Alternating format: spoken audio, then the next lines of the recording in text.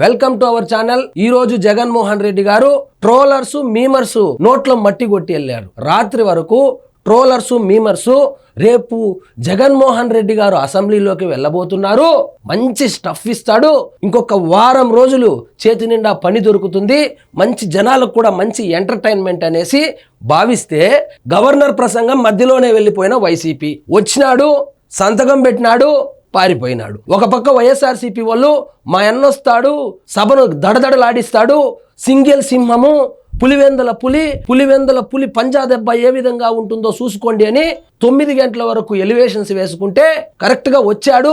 కరెక్ట్గా 11 నిమిషాల్లోనే ఇది యాదృచ్ఛికంగా జరిగిందా కాకతాళీయంగా జరిగిందా తెలియదు కానీ 11 నిమిషాల్లోనే వాకౌట్ అయిపోయి మీమర్స్ మరియు ట్రోలర్స్ నోట్లో మట్టి కొట్టి, అదేవిధంగా వైఎస్ఆర్సీపీ సోషల్ మీడియా బ్యాచ్కి అయితే కొంచెం డిసప్పాయింట్మెంట్ అయితే చేసి వెళ్ళాడు.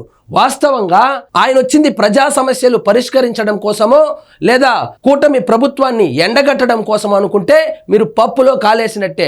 60 రోజులు కనుక అసెంబ్లీ సెషన్స్ కి అటెండ్ కాకపోతే డిస్క్వాలిఫై అవుతారని రఘురామకృష్ణంరాజు గారు చెప్పడంతో దాన్ని క్రాస్ చెక్ చేసుకొని నిజంగానే ఆ రూల్ ఉంది, చాలా చోట్ల దేశంలో ఈ విధంగా జరిగింది అని తెలుసుకొని ఒకవేళ డిస్క్వాలిఫై అయిపోతే పులివెందుల్లో కూడా పరిస్థితి బాగాలేదు.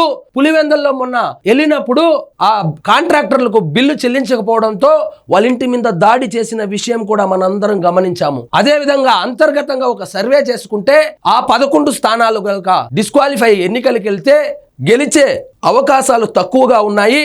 కూటమి ప్రభుత్వము గవర్నమెంట్ లో ఉన్నారు కాబట్టి సామధాన దండోపాయాలు వాడి ఏ విధంగానైనా ఓడించే ప్రయత్నం చేస్తారు. ఓడిపోయే అవకాశాలు కూడా పుష్కలంగా కనపడతా ఉందని జస్ట్ అలా స్కూల్ పిల్లోడు వచ్చి సంతకం పెట్టినట్టు ఒక సంతకం పెట్టి అటెండెన్స్ వేసుకొని ఆ డిస్క్వాలిఫికేషన్ నుంచి తప్పించుకోవడానికి కేవలము 11 నిమిషాల్లో ఒక నటనలాగా మాట్లాడి ఆ 11 నిమిషాలు నటించి ఆ 11 నిమిషాలు కూడా చాలా సమయం 5 నిమిషాల వరకు నిద్రపోతున్నాడు. గవర్నర్ మాట్లాడుతా అంటే వినకుండా నిద్రపోతా ఉన్నాడు, వెళ్ళిపోయినాడు.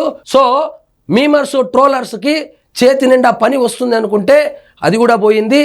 అదేవిధంగా వైఎస్ఆర్సీపీ వాళ్ళు ఫుల్గా డిసప్పాయింట్మెంట్లు అయితే ఉన్నారు. ఇదండి ఈరోజు మన టాపిక్. మీకు ఈ వీడియో నచ్చినట్లయితే లైక్ చేయండి, షేర్ చేయండి, ఛానల్ మాత్రం సబ్స్క్రైబ్ చేసుకోవడం మర్చిపోవద్దు.